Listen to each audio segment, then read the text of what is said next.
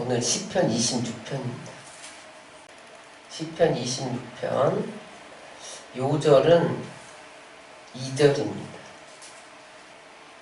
2절 다같이 읽겠습니다. 여호와여 나를 살피시고 시험하사 내 뜻과 내 양심을 단련하소서. 나를 단련하소서. 이와 같은 제목으로 은혜를 나누겠습니다. 예수님은 제자들에게 하늘에 계신 너희 아버지와 같이 너희도 온전하라 이렇게 말씀하셨어요. 하나님이 우리가 온전해지기를 원하세요. 오늘 다윗이 하나님과 같이 온전해지기를 끊임없이 투쟁했음을 알 수 있어요.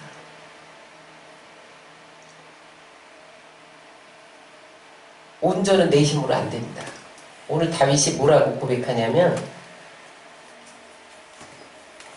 나를 온전하게 하기 위해서 나를 단련하여 주소서. 단련하지 않으면요 온전해지지 않아요. 근데 주님은요 우리를 그냥 내버려 두지 않아요. 끊임없이 단련합니다. 우리의 그런 하나님 보시기에 합당하지 못한 그런 모습들이 있으면 단련하세요. 그래서 저도 오늘 주님 앞에 하나님 나를 단련하여 주옵소서 그렇게 기도했습니다. 오늘 1절 다 같이 읽겠습니다. 시작. 내가 나의 완전함에 행하였사오며 흔들리지 아니하고 여호와를 의지하였사오니 여호와여 나를 판단하소서. 다윗이 감히 완전함에 행했다라고 말을 해요. 근데 이게 완전했다는 게 완벽했다는 뜻이 아니에요. 나는 흔들리지 않고 하나님을 의지했다는 거야. 어떤 순간에도 누가 나를 모함을 하든 비방을 하든 나를 욕하든 내가 수렁에 빠지든 하나님을 믿음으로 의지했다는 거야. 세상의 영향을 받지 않았다는 거야. 세상의 유혹에 흔들리지 아니하고 끝까지 하나님을 의지했으니 나를 판단하여 주옵소서. 여러분 하나님이 다 판단하십니다. 사람이 이러고 저러고 한다고 사람들이 평가하는 게 아니에요. 하나님이 판단하시는 거예요. 2절 그래서 자신을 무죄함을 밝혀달라고 그렇게 고백을 하면서 2절에 보면 그러나 하나님 나를 단련하옵소서 그렇게 기도합니다. 2절 다 같이 한번 더 읽겠습니다. 여호와여 나를 살피시고 시험하사 내 뜻과 내 양심을 단련하소서. 자기는 완전하게 행했다고 하고도 자신에 대해서 겸손해요. 단련은 쇠를 불 속에다 집어넣어갖고 꺼냈다가 반복해서 때리는 거예요. 내가 연장을 만든다. 지금 어떤 낫을 만든다. 그럼 대장장이가요. 쇠를 불 속에 넣었다가 꺼내가지고 두드려서 낫의 모양을 만들어가는 거예요. 반복해서 때려요. 많이 맞은 쇠가 강한 쇠가 된다는 거예요. 때릴 때마다 쇠 속에 있는 찌꺼기 불순물들이 빠져나간다는 거예요. 다윗은 쇠와 같이 나를 단련하여 주소서. 하나님은요 고난을 통해 사람을 단련합니다. 쇠는 불 속에 들어가서 단련되지만 사람은 고난을 통해서 단련해요. 그래서 욥이 나를 단련하신 후에 내가 정금같이 나오리다.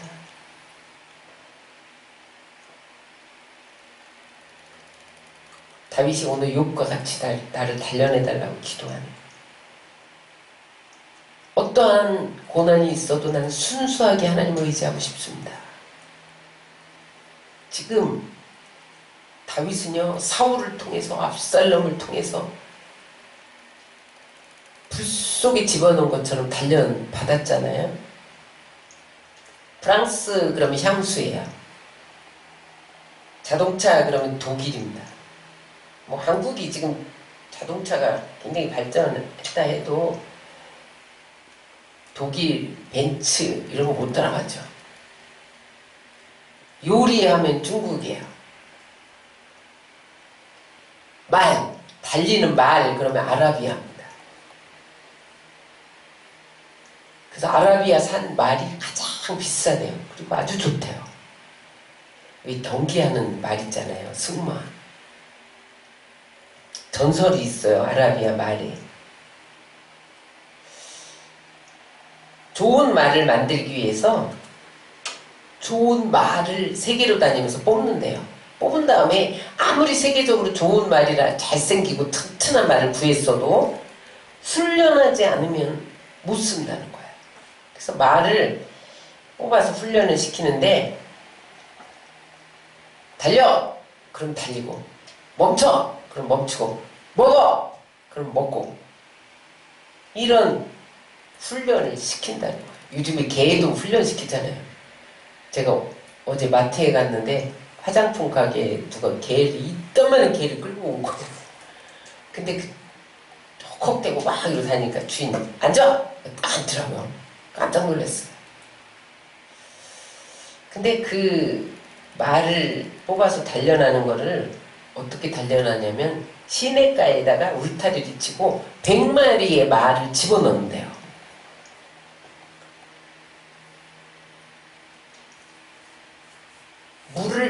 말이 물을 좋아해요. 말이 풀을 좋아하게 물을 좋아하게요. 물을 좋아한대요. 그러니까 물을 잔뜩 먹여놓고 며칠 동안 물을 안 주는 거예요. 그럼 나중에 발광을 한대요. 목말라서.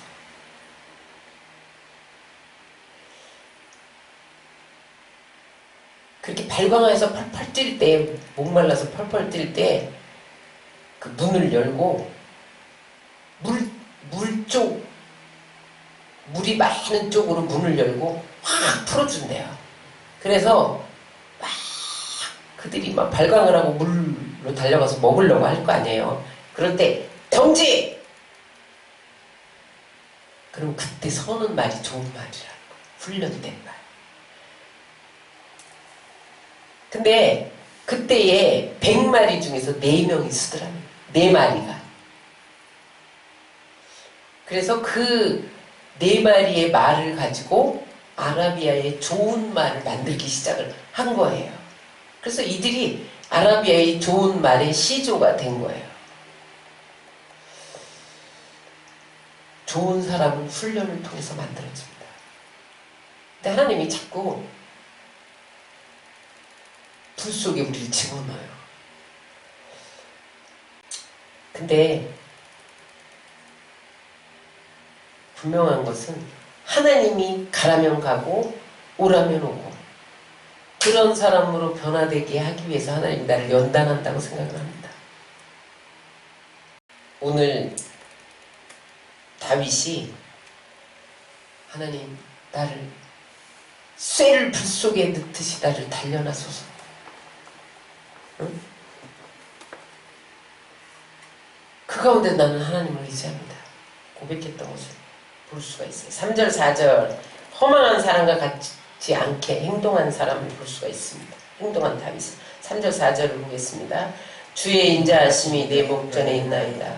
내가 주의 진리 중에 행하여 허망한 사람과 같지 않사오니 간사한 자와 동행하지도 아니하리다. 내가 행악자의 집회를 미워하오니 악한 자와 같지 않지 아니하리이다. 다윗은 어떠한 경우에도 구별된 삶을 살았다는 거예요. 간사한 자와 동행하지 않고 행악자와 함께 앉지 않았다는 거예요. 단련받은 사람은 진실한 사람과 함께합니다. 여러분 우리가 성숙하게 해서 어떤 사람과 어울리느냐가 중요해요. 인자와 진리 중에 행하는 자가 되어야 합니다. 은혜와 진리가 충만한 사람이 되어야 하고 은혜와 진리가 충만한 사람 가운데 서져야 합니다.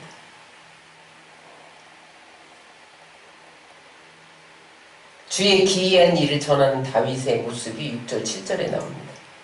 다 같이 읽겠습니다. 여호와여, 내가 무죄함으로 손을 씻고 주의 제단에 두루다니며 감사의 소리를 들려주고 주의 기한 모든 일을 말하리이다. 주님, 나는 무죄합니다. 나는 죄에서 손을 씻었습니다. 그리스도의 피로 제사함 받았습니다. 그러면서 성소를 두루다니며 하나님께 감사의 일을 사람들에게 증거했어요. 그러면서 하나님이 나에게 기이한 일들을 지금까지 행하셨다. 그 일을 증거했습니다. 여러분, 당시에 그것이 고통스럽지만 지나고 나면 감사의 제목이 되고 간증거리가 될 수 있다는 거예요. 다윗이 압살롬, 사울, 시므이 이런 사람들을 통해서 단련받았잖아요. 나중에 지나고 보니까 내가 사람을 의지하지 않고 하나님만 의지하게 하기 위한 하나님의 기이한 일이었다는 거예요. 그래서 그 당시에 너무 고통스러웠는데 지나고 보니까 감사의 제목이 되고 있다. 간증거리가 된다. 제가 한 5년쯤 지난 다음에 이 개척교회 초기 시절의 이 고통을 간증할 날이 올 줄로 믿습니다. 성전을 사랑하는 다윗의 모습이 8절 9절입니다. 다 같이 읽겠습니다. 여호와여, 내가 주께서 계신 집과 주의 영광이 머무른 곳을 사랑하오니 내 영혼을 죄인과 함께 내 생명을 살인자와 함께 거두지 마소서. 주께서 계신 집과 주의 영광이 머무는 곳이 하나님의 전입니다. 다윗은 특별히 하나님의 전을 사랑했어요.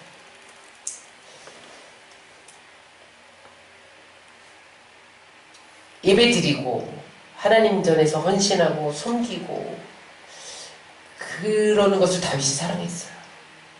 그래서 다윗의 시편에 보면 주의 전에서 문지기로 하는 것이 악인의 궁정에 거하는 것보다 첫날을 거하는 것보다 낫습니다. 주의 전에서 하루가 다른 곳에서 첫날보다 낫습니다. 그렇게 고백하는 걸 볼 수가 있어요. 근데 여러분, 예수님도 하나님의 전을 사모하셨어요. 그래서 6월절날 예수님이 12살 됐을 때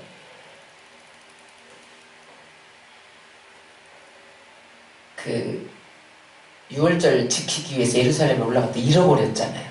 나중에 부모들이 막 찾으니까 예루살렘 성전에 남아서 말씀 공부하고 있는 거야. 응? 그리고 주의 전을 사랑해서 그 성전에서 비둘기 팔고 염소 팔고 환전하고 그러는 사람들이 강도의 소금으로 만들려고 하느냐 내쫓고 성전을 정결케 했잖아요. 여러분, 성전을 더럽히는 사람이 있어요.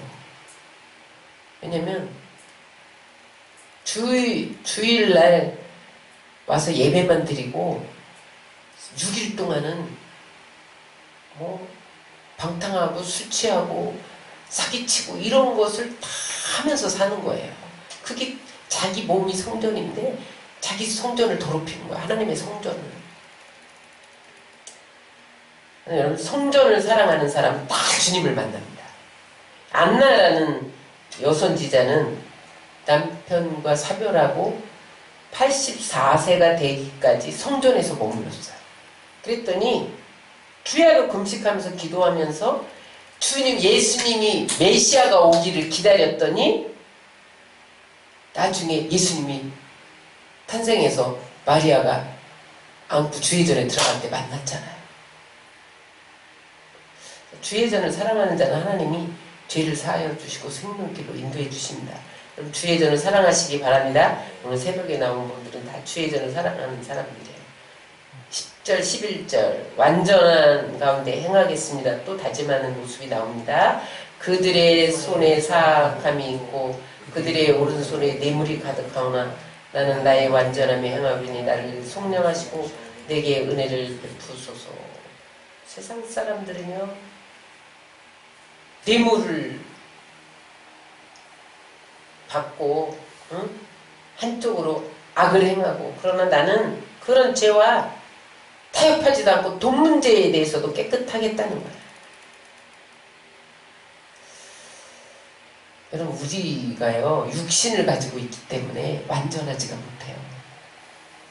그래서 다윗이 나도 완전한 가운데 행하오리니 나는 완전합니다 이렇게 고백했다가도 밧세바를 범하고 우리아를 죽이고 이런 일을 한 것은 육신이 약하기 때문에 넘어진 거예요. 그래서 하나님, 내가 완전한데 행하기 위해서 어떻게 해야 되냐? 나를 속량하시고 은혜를 베풀어 주옵소서. 예수의 피로 날마다 우리를 씻고 은혜 가운데 거해야 내가 완전한 가운데 행할 수 있어요. 그렇지 않으면 우리는 완전해질 수가 없어요. 12절 그랬더니 하나님이 평탄한 곳으로 인도하십니다. 12절을 보십시다. 내 발이 평탄한 데 섰사오니 무리 가운데서 여호와를 송축하리로다. 그렇게 다윗이